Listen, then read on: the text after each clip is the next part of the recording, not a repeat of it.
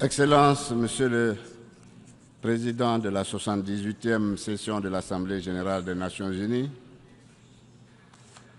Excellences, Mesdames et Messieurs les chefs d'État et de gouvernement, Excellences, Monsieur Antonio Guterres, secrétaire général des Nations unies, Excellences, Mesdames et Messieurs, honorables délégués, Monsieur le Président, représentant à cette tribune le Président de la République de Côte d'Ivoire, Son Excellence M. Alassane Ouattara, je voudrais vous adresser ces chaleureuses et cordiales salutations auxquelles je m'associe. Je voudrais également, au nom du Président Alassane Ouattara, exprimer nos chaleureuses félicitations à vous, Monsieur le Président de la 78e session de l'Assemblée générale des Nations unies, non seulement pour votre élection, mais également pour la conduite efficace de nos travaux. Au secrétaire général des Nations unies, je voudrais renouveler la reconnaissance de la Côte d'Ivoire et le plein soutien du gouvernement ivoirien à ces différentes initiatives visant à faire de l'ONU plus que jamais un centre où s'harmonisent les efforts des nations. Monsieur le Président, Excellences, Mesdames et Messieurs, notre session se tient dans un contexte de grande incertitude pour notre planète et pour nos États, confrontés à des crises de grande ampleur. Cette situation entrave significativement la mise en œuvre de l'agenda 2030 des Nations unies sur le développement durable et limite notre capacité à relever collectivement ces défis. À l'heure du bilan, nous devons nous rendre à l'évidence que les ressources attendues pour le financement de cet important agenda manquent à l'appel, notamment pour les pays en développement. Face à ce constat, il nous faut agir vite et faire preuve de solidarité afin que le financement des objectifs de développement durable soit pérenne et prévisible. La noble ambition de l'agenda 2030 ne peut continuer d'être tributaire des dépenses de sécurité qui augmentent d'année en année à travers le monde. C'est pourquoi ma délégation salue la pertinence du thème de cette 78e session de l'Assemblée générale qui nous invite à davantage d'engagement et d'efforts pour atteindre les objectifs de développement durable. Nous devons, pour cela, réduire sans délai le coût des conflits qui minent le développement de nos pays en privilégiant la prévention des conflits et les mécanismes de leur règlement pacifique. Dans le même temps, nos gouvernements doivent renforcer la résilience de nos économies afin qu'elles contribuent au financement des ODD. C'est dans cette perspective que la Côte d'Ivoire accueille avec un intérêt tout particulier la proposition du secrétaire général d'un nouvel agenda pour la paix, destiné à repenser nos priorités en matière de préservation et de consolidation de notre sécurité collective. Monsieur le Président, Excellences, Mesdames et Messieurs, il est temps que la communauté internationale se mobilise et agisse afin que les parties au conflit en Ukraine et l'ensemble de leurs partenaires extérieurs s'engagent dans la voie d'un règlement politique de cette guerre. Au-delà du risque d'escalade de la violence et des atteintes aux droits de l'homme, ce conflit entretient l'inflation mondiale, engendre des pénuries de denrées alimentaires essentielles et menace de plonger des millions de personnes dans la famine. Au regard de sa portée, de ses conséquences et des flux financiers qu'elle mobilise, la guerre en Ukraine porte un coup certain au financement de l'agenda des ODD.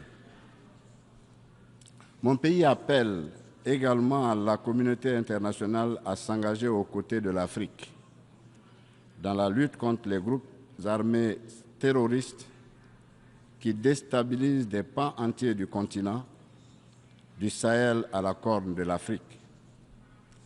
La lutte contre le terrorisme coûte cher aux pays africains, et particulièrement à la Côte d'Ivoire, qui accueille, en plus de sur son sol, des milliers de réfugiés issus des pays voisins en crise. Ces importantes ressources financières manqueront à coup sûr au financement des dépenses prioritaires des ODD. Partout où ils sévissent, les groupes terroristes armés réduisent à néant des décennies de progrès dans les secteurs essentiels de l'éducation, de la santé, de la culture et du travail. Mieux, ils dénient aux femmes et aux minorités leurs droits fondamentaux et rejettent toute idée de liberté et de démocratie.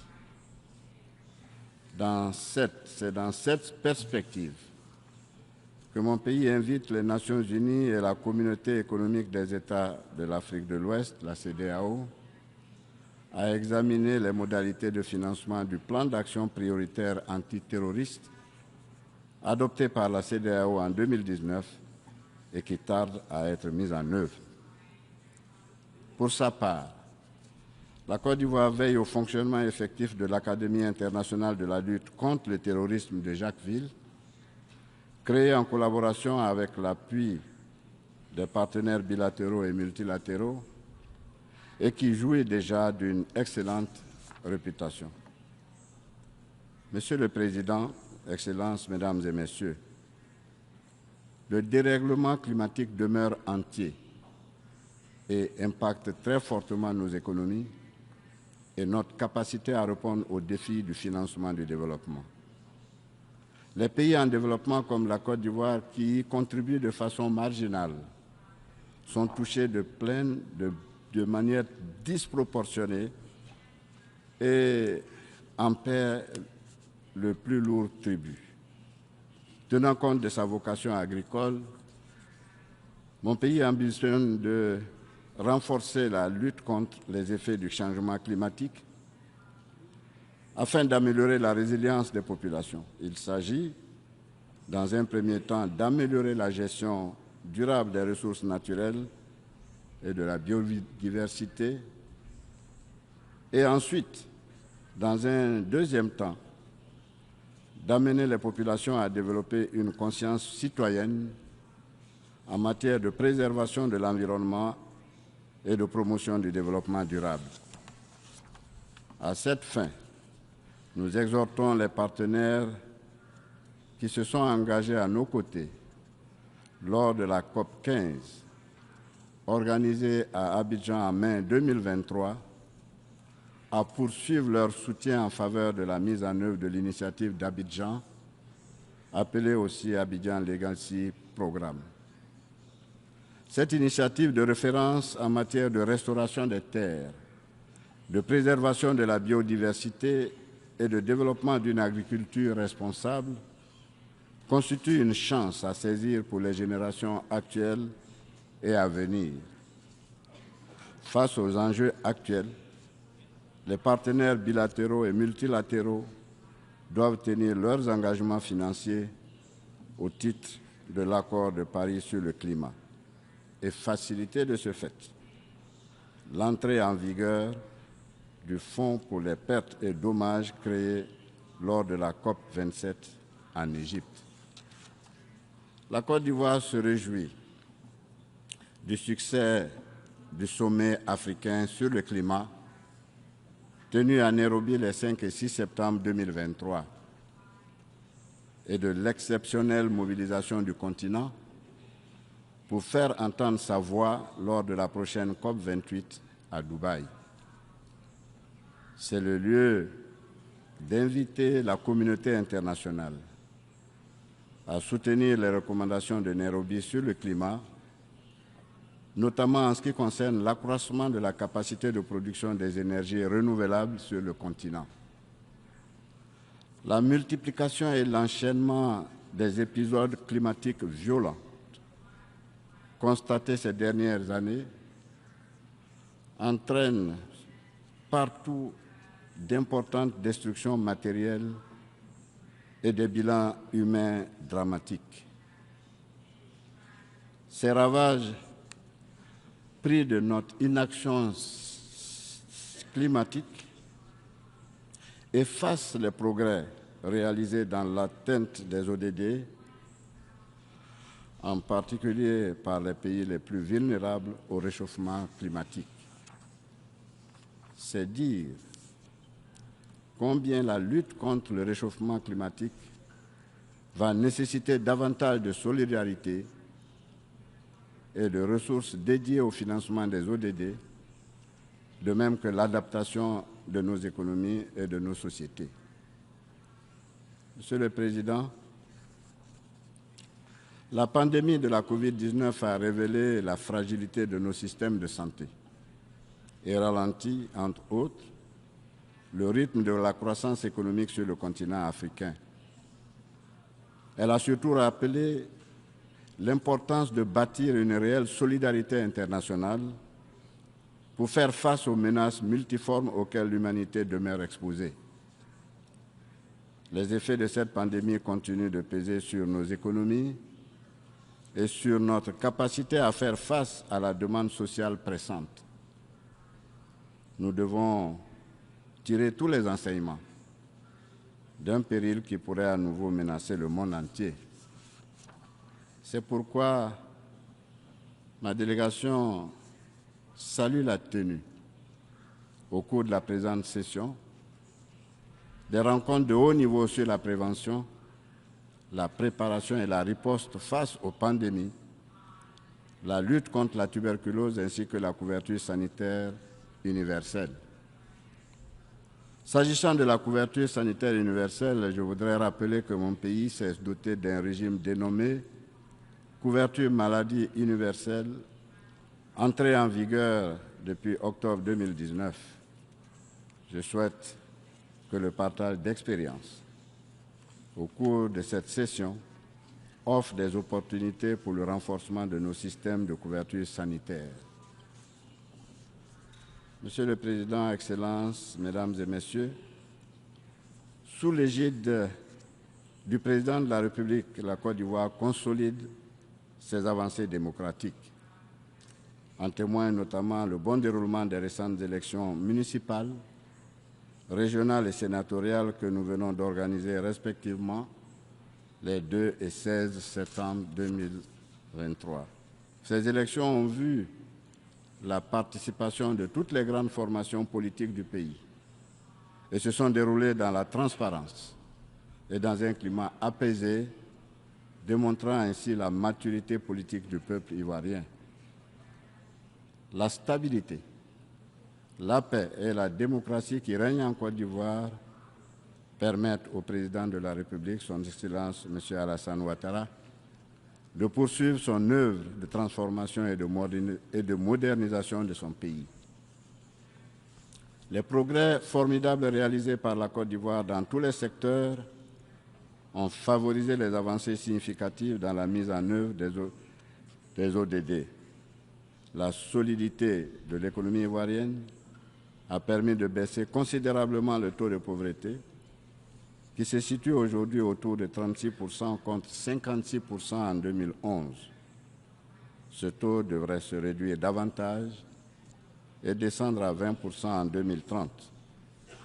Dans le même temps, et depuis 2015, un ambitieux programme de filets sociaux productifs permet d'assister les ménages les plus démunis. Dans cette même dynamique, le gouvernement a adopté un programme social ambitieux, le PS-Gouv, qui permet de lutter contre les fragilités sociales. Cette politique de gouvernement et les plans nationaux de développement successifs ont permis d'améliorer l'état des ODD en Côte d'Ivoire, mais toutefois, ces progrès sociaux sont fortement fragilisés par l'afflux massif de réfugiés en provenance de pays voisins frappés par le terrorisme. Monsieur le Président, Excellences, Mesdames et Messieurs, nous faisons tous le même constat. Nos États sont loin d'être dans la position de pouvoir réaliser des ODD d'ici à l'échéance 2030. Le financement de notre agenda de développement nous rappelle l'urgence d'inscrire notre action dans le cadre du multilatéralisme. Multilatéralisme qui est tout indiqué pour aborder les défis globaux du moment. Il nous interpelle également sur la nécessité de réformer la gouvernance mondiale à tous les niveaux et à retrouver le sens de la solidarité entre les nations, un principe cher à son Excellence le Président Alassane Ouattara et auquel nous a également invité le secrétaire général, son Excellence M. Antonio Guterres, dans son discours d'ouverture de cette session. Je vous remercie. On behalf of the Assembly, I wish to thank the Vice President of the Republic of Ivory Coast for the statement just made, and I request protocol to escort His Excellency.